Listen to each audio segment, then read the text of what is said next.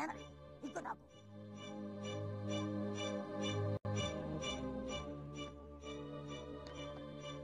Mas Benggala, tunjukkan pada kami semua kehidupan masa lalu Basari, Jabat dan Bidara.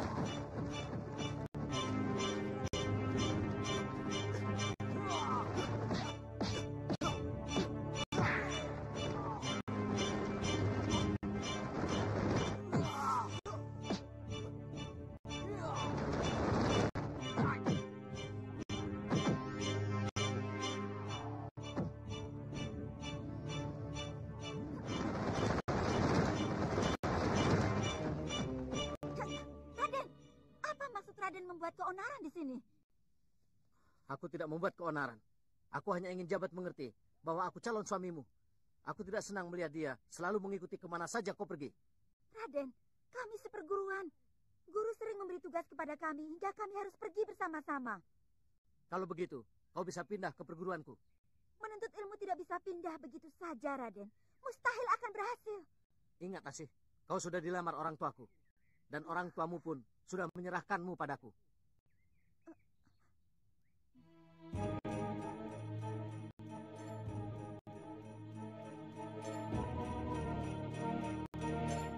Kakang! Kakang, anggaplah ini sebagai ujian, Kakang. Percayalah padaku, Kakang. Asih, tidak perlu kau berhubungan dengan dia. Lepaskan! Raden, saya belum jadi istri Raden. Tidak ada hak Raden menyuruh saya seenaknya. Kakang! Aduh, Raden kami cari kemana-mana. Mari pulang, Raden. Rama dan Ibu Raden merasa cemas, menyebar orang untuk mencari Raden. Bukankah aku sudah bilang pada Rama bahwa aku menengok calon istriku? Iya, tapi kalau sampai 3 hari tidak ada kabar beritanya, Rama Raden mengira telah terjadi apa-apa. Mari pulang, Raden. Tidak, Paman. Aku mau ke rumah Demang Banjar. Terserah Paman, mau pulang atau mau ikut? Kami ikut. Tapi setelah itu Raden harus pulang. Sebab kami ditugaskan untuk membawa Raden pulang. Mau apa Raden Aradia ke rumah Demang Banjar, Guru? Untuk apa? Lihat sendiri. Pasu Benggala Saktiku. Tunjukkan Demang Banjar dengan Raden Aradia.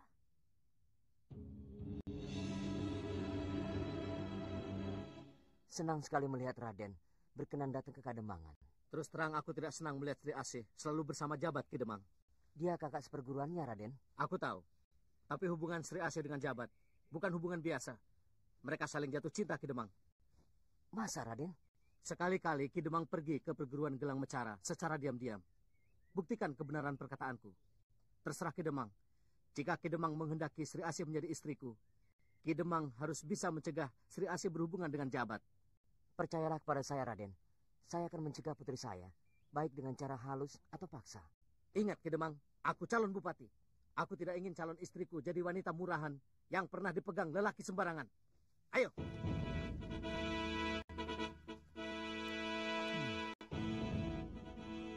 Dara, ada apa? Itu...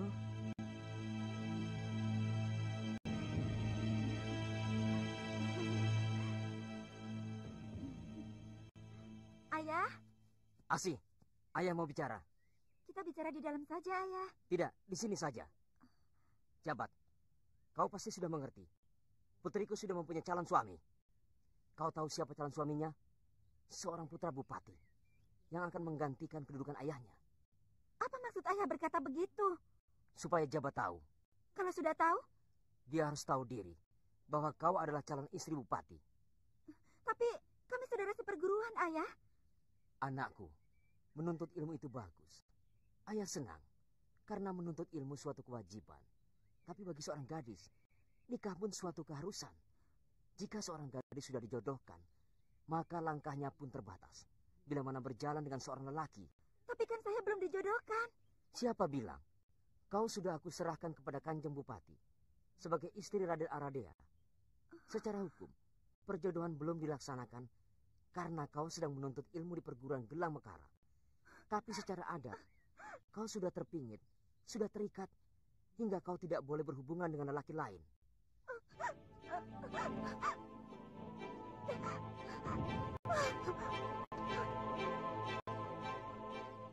Jabat, maaf jika aku menyakiti perasaanmu. Aku harus mengatakan apa adanya, supaya kau siap menerima kenyataan ini. Pergilah, dan jangan dekati Sri Asih lagi.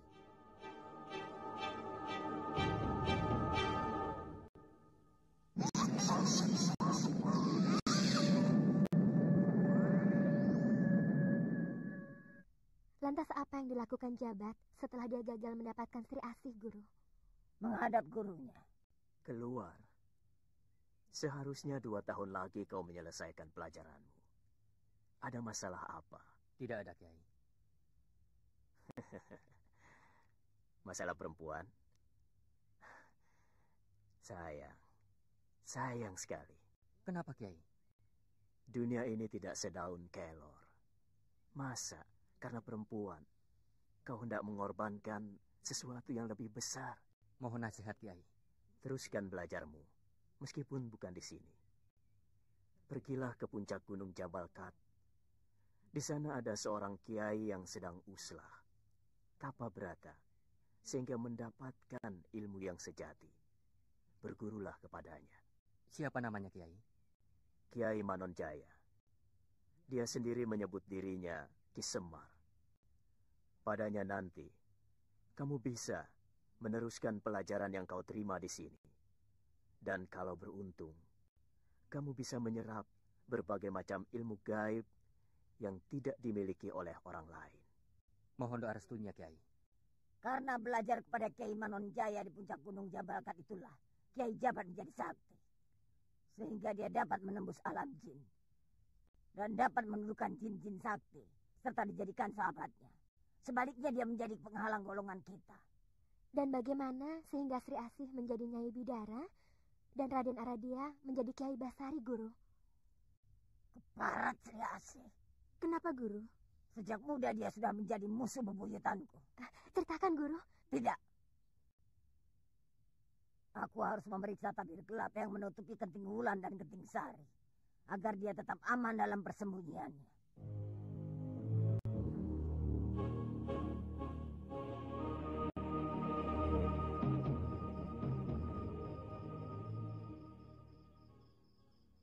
Aku ragu dengan kemampuan dukun itu. Kenapa? Ngawur.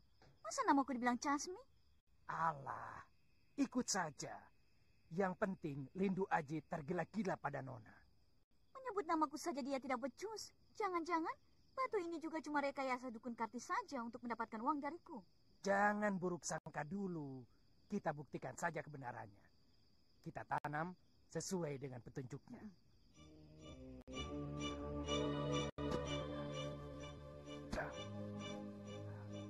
Sekarang, Nona.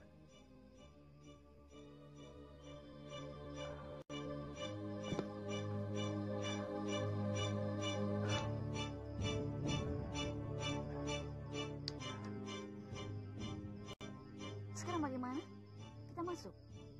Mereka akan curiga kalau kita berdua datang bersamaan. Biar kita tunggu sampai siang. Sekarang kita berpisah.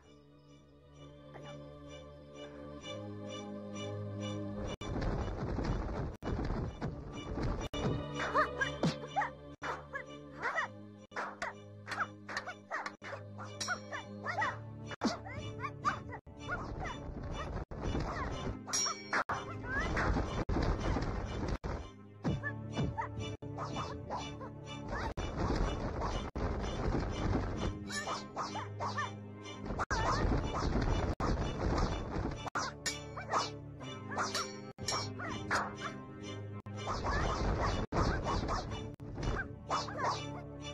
Cukup.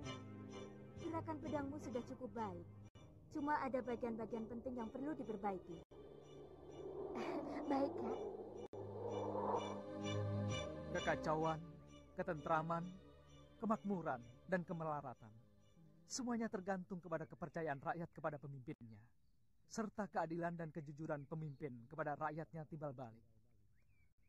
Sebenarnya senjata apa yang paling ampuh buat seorang pemimpin? Lisannya. Lisan? Iya, yang ini. Seorang pemimpin yang bijak adalah seorang pemimpin yang bicaranya bisa dimengerti oleh rakyat, dapat menimbulkan keteduhan dan semangat untuk berbuat. Lisannya terpelihara dari menyakiti perasaan orang lain. Lisan yang setiap perkataannya selalu dipikirkan baik dan buruknya. Andika tahu, ibarat apa lisan seorang pemimpin bagi rakyat? Ibarat mata pedang, Kanjeng. Ya, pedang. Perkataannya bisa memakmurkan, tapi juga bisa mencelakakan. Punten. Oh, Nona Kor. Lisa. Oh, baru datang Nona Lisa. Aduh, jauh juga ya pasar kotanya. Aku membeli baju untuk Pak Kubu. Coba Pak Kubu. Iya. Pas. Oh iya, aku ada kabar baik untuk Tuan Lido Haji. Oh ya? Mari Tuan, ada sesuatu yang akan aku sampaikan. Kita bicara di luar saja.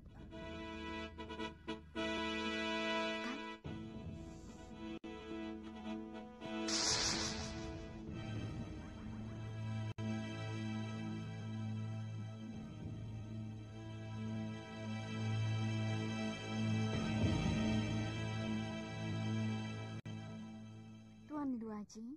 Iya. Bagaimana pandangan Tuan tentang diriku? Luar biasa cantiknya. Betul? Tidak bohong.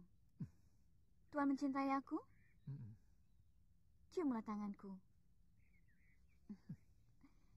Ciumlah keningku. Ciumlah bibirku. Kanjeng. Paku, hentikan sandiwaramu, Nona Kori. Mimin, sadarkah apa yang kau katakan itu? Kenapa tidak? Nona kira aku tidak waras. Ingat, kau punya riwayat yang gelap dengan Demang Antawirya. Apakah kau ingin aku membongkarnya di depan suamimu? Silahkan, aku tidak takut. Karena suamiku pasti tidak akan percaya pada perkataanmu. Tapi dia pasti percaya kepadaku. Akan aku obrak-abrik kerukunan keluargamu jika kau berani macam-macam pada kami berdua. Ingat, kau sebenarnya milikku. Seluruh pegawai Kademangan tahu bahwa kau adalah milikku yang hilang. Dan jika sekarang aku membiarkan kau hidup bersama Kubu Darta, itu hanya belas kasihanku sama kamu. Kalau aku mau, aku bisa menangkap kamu dan suamimu untuk aku jebloskan ke dalam penjara. Ampun Kanjeng Demang, ampun. Aku mohon jangan ganggu suami saya yang tidak berdosa. Memperistri simpanan Demang tidak berdosa. Suami saya tidak mengerti. Dia tidak tahu apa-apa, Ki Demang.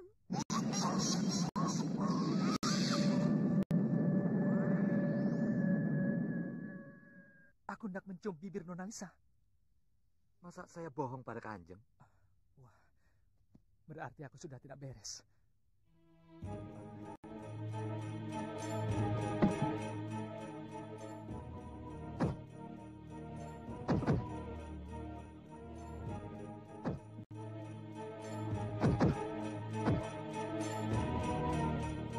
Katakan padaku, jika Pakku mencium sesuatu aroma.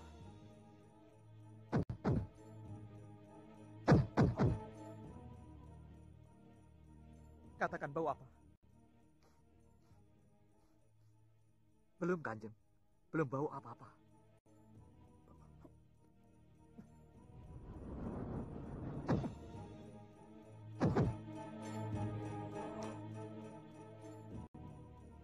Cium. Bau wangi, Kanjeng. Kurang ajar. Aku diguna-guna.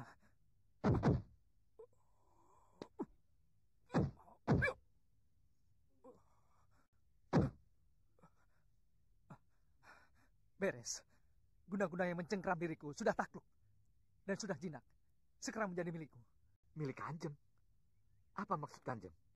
Lihat. Kecubung pengasihan. Gila.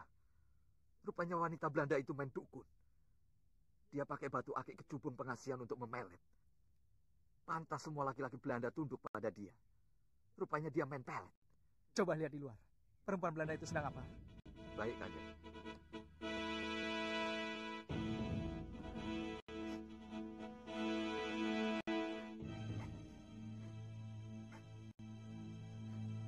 Kanjeng.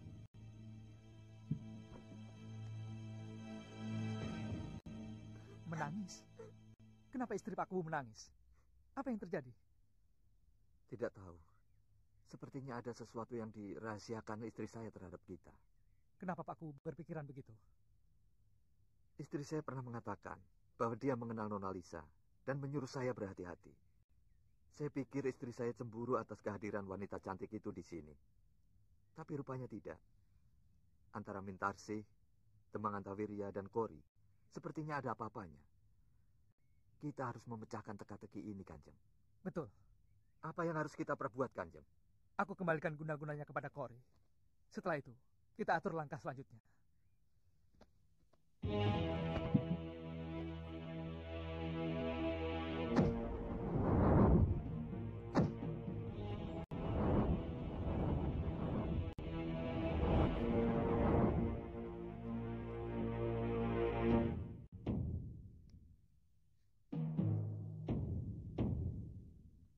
Panggil Kori kemari. Baik, Kanjeng.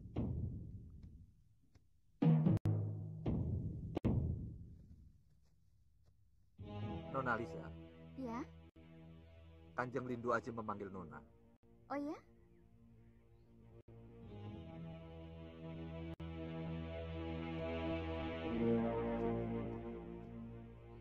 Siapkan makan siang, Nyai.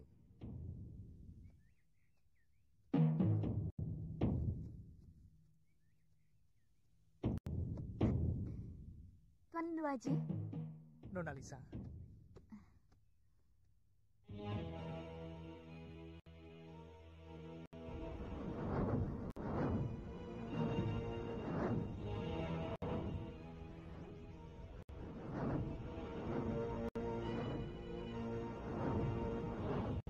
Lindu Aji, bawalah aku kemana saja Tuan suka.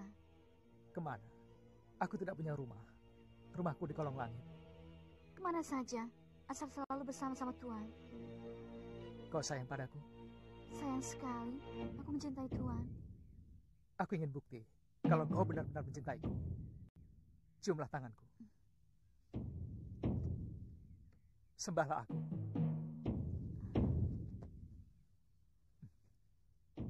Ciumlah guci itu.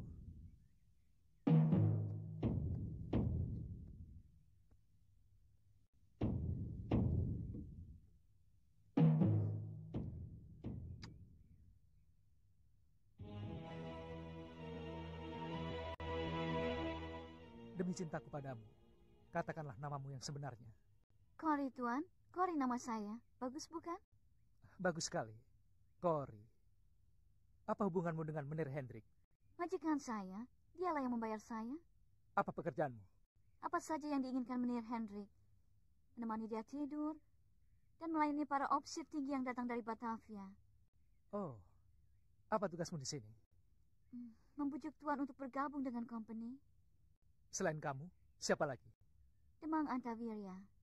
Relakah Kori jika aku hendak dibunuh oleh seseorang? Tidak, Tuan.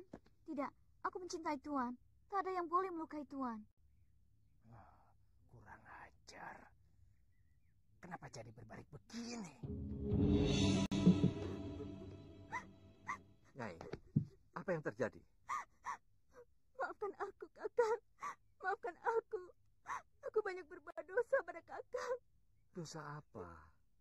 Nyai istri yang baik, setia dan patuh. Kakang bangga pada Nyai. Kakang, selama ini aku merahasiakan pada Kakang bahwa... Jangan teruskan, Nyai. Supaya hatiku lega, Kakang. Selama ini aku merasa dikejar dosa. Karena aku membohongi Kakang terus-menerus. Aku sudah tidak tahan. Tidak perlu, Nyai. Aku sudah tahu mengenai diri Nyai. Kakang sudah tahu? Iya. Apa Kakang sudah tahu tentang... Sisi gelap Nyai saat menjadi piaraan Temang Antawirya? Nyai, aku memperi istrimu bukan mengambil di jalanan. Aku terima Nyai lahir batin.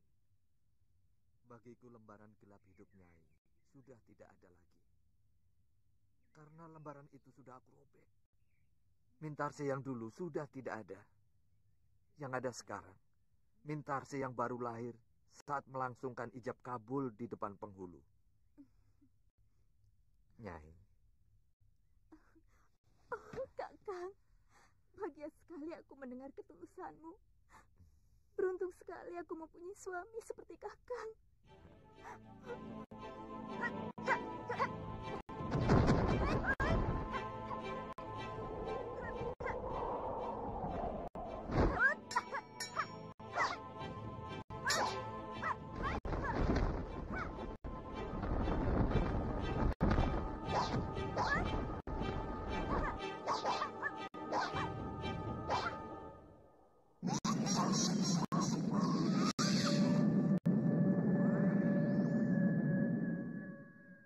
Kanjeng, sebenarnya dia bukan wanita terhormat, tapi wanita serigala yang hendak mencelakai Kanjeng.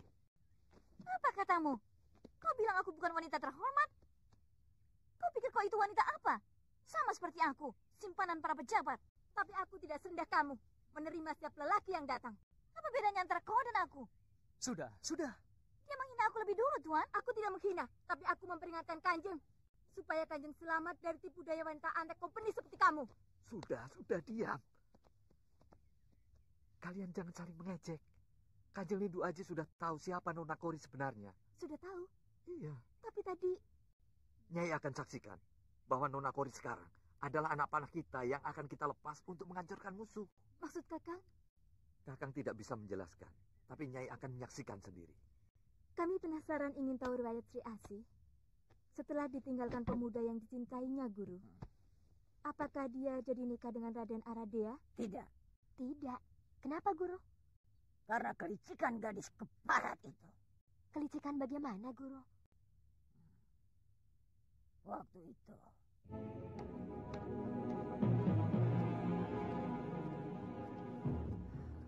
Rumah ini sudah tua.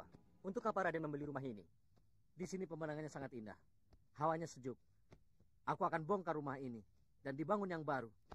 Aku akan mendirikan istana kecil di sini untuk calon istriku, Sri Asih. Raden Aradea. Sri Asih? Raden benar-benar menginginkan saya menjadi istri? Jelas. Aku sudah meminang pada ayahmu dan ayahmu sudah menyetujuinya. Baik. Saya bersedia menjadi istri Raden. Asalkan Raden bisa mengalahkan saya. Boleh. Raden harus bisa mengambil 3 tusuk konde di sanggul saya ini. Tapi Raden harus berada di dalam lingkaran. Sedangkan saya di luar.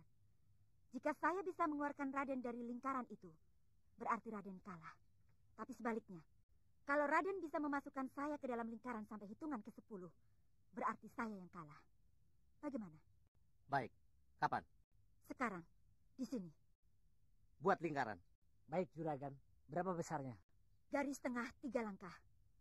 1, 2...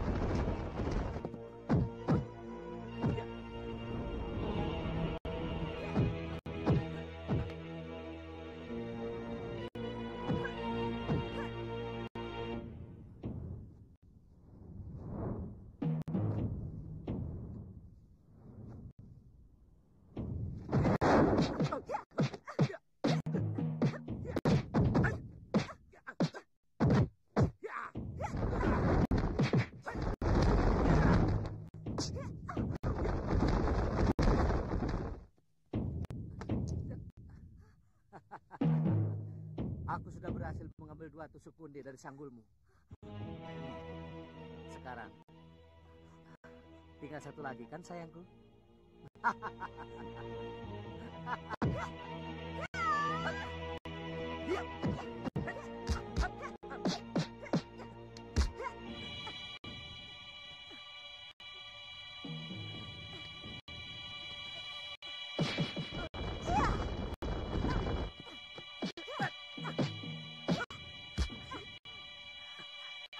Pengawa, hitung. 1, 2, 3, 4, 5, 6, 7, 8. Lihat, Raden hanya bisa mengambil 2 tusuk konde saya. Tapi Raden kalah. Karena saya berhasil mengeluarkan Raden dari dalam lingkaran. Berarti saya yang menang. Selamat tinggal Raden. Bambang Aradea. Godverdomme. Kori pengkhianat. Seluruh rencana saya berantakan gara-gara Nona Kori. Kita tidak bisa menunda lagi. Lindu Aji harus dibunuh. Ofsir, siap Mayor. Siap Mayor. Bawa kompimu. Ikuti Demang Antawirya. Seret Lindu Aji ke markas, baik hidup atau mati. Siap Mayor.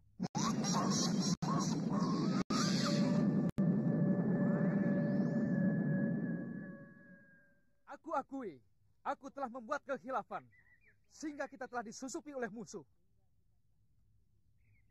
Penyusupnya sekarang sudah kita kendalikan. Tapi yang lain sempat melarikan diri. Aku yakin dia akan kembali dengan membawa pasukan yang cukup besar. Tenang, tenang saudara-saudara. Tenang saudara-saudara. Kita bersiap siaga. Kita sambut kedatangan musuh. Jika kita berumur panjang, akan kita saksikan kemenangan kita. Jika kita kalah dan gugur, berarti syahid. Mati syahid adalah pintu surga untuk kita. Allahu Akbar!